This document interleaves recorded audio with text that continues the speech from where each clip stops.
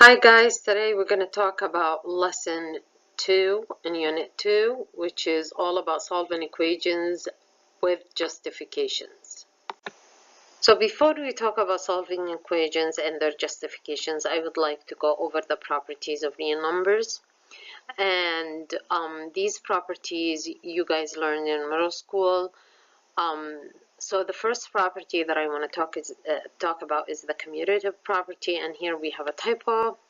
Commutative. And in the commutative property, we're talking about change of order. So if you take a look at the examples that we have for addition, we have a plus b equals b plus a. So all we have to do here is to change the order of a and b to have equivalent expressions on both sides of the equation. We can apply this property to addition or multiplication. The second property that I want to talk about is the associative property, where we have more than two expressions, and what we do by using this property is to regroup the expressions by using the parentheses. So if we take a look at the first example, we have a plus b plus c.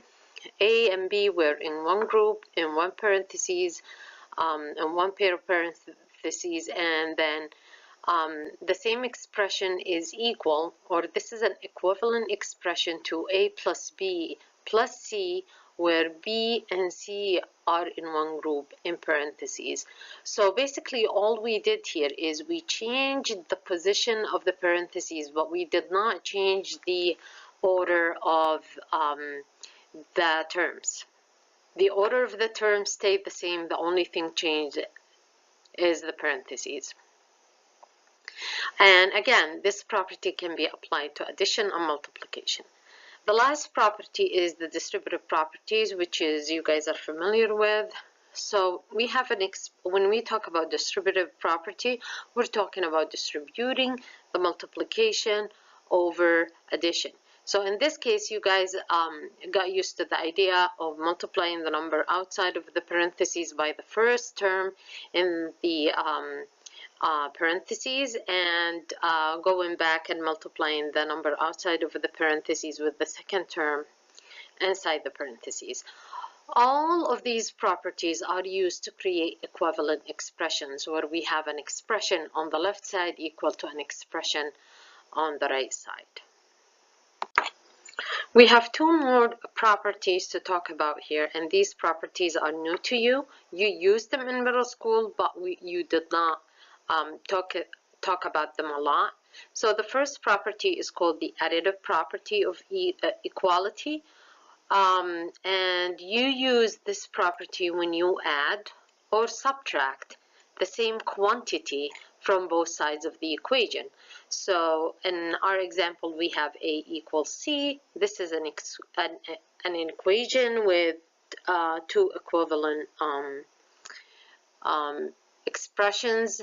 When we add b to both sides of the equation, we're using the additive property of equality. And when we subtract b from both sides, we're using the additive property of equality. Or you can even call it the subtraction property of equality. The second property is the multiplicative property of equality, and we use this property when we multiply or divide by the same quantity from both sides of the equation.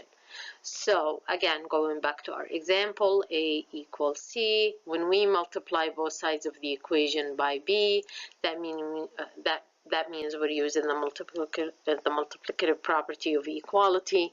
And if we divide both sides by b, we're using the multiplicative property of equality, or you can even name it the division property of equality.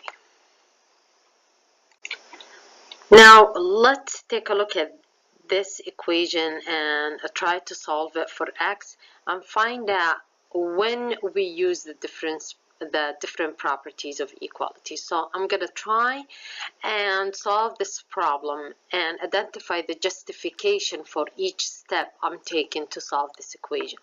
So the first thing I want to do, I want to put my line to remind myself to use the inverse operation between the two sides of the equation when I need to move one number or expression from one side to the other. So the first thing I'm going to use is the distributive property, and this is and using this property will help me get rid of the parentheses in this equation. So I'm going to have 5x plus 2 times 1, which is 2, and 2 times 3x, which is 6x, equals 13. So using the distributive property help me get rid of the parentheses to make the equation a little bit simpler to deal with. Now I'm going to use the commutative property so I can have like terms next to each other. So the commutative property allowed me to change the order of 2 and 6x so I can have 6x and 5x next to each other to be able to combine like terms. And when I combine like terms, I get 11x plus 2 equals 13.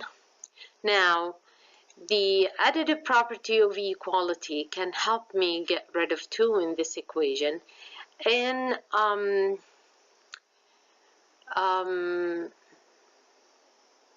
a way to have x by itself. So by subtracting 2 from both sides, I'm using the additive property of equality, and I'm going to end up with 11x equals 11.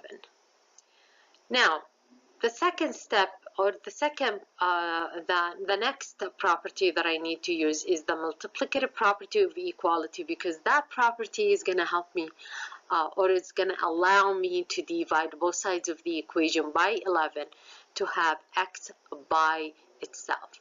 So by using this property, I end up with x equals 11 divided by 11, which is 1.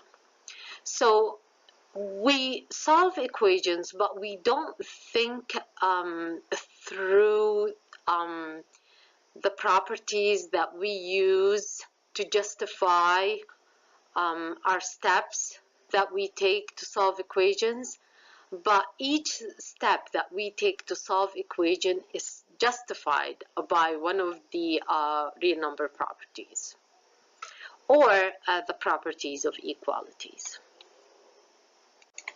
Let's take a look at one more example where we have 3 times x plus 2 equals x plus 4. In this example, again, we're going to have to get rid of the parentheses. But before I do that, I'm going to put the line over the equal sign to remind myself to use the inverse operation. And I'm going to use the distributive property to get rid of the parentheses. So by using the distributive property, I'm going to end up with 3x plus 6, because 3 times x is 3x and 3 times 2 is 6. So the distributive property actually allowed me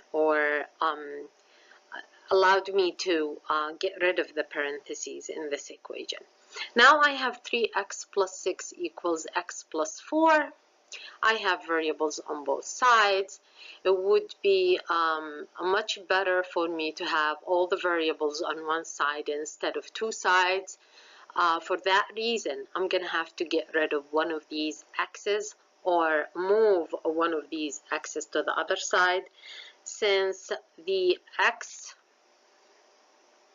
at the right side has a smaller coefficient, I'm going to have to get rid of that x and move it to the other side by using the additive property of equality.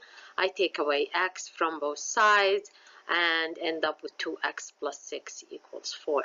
Now this equation is a two-step equation where I need to get rid of 6 by using the additive property of equality again, and adding negative 6 to both sides of the equation, or even, since we're doing subtraction, we can even call it the subtraction property of equality.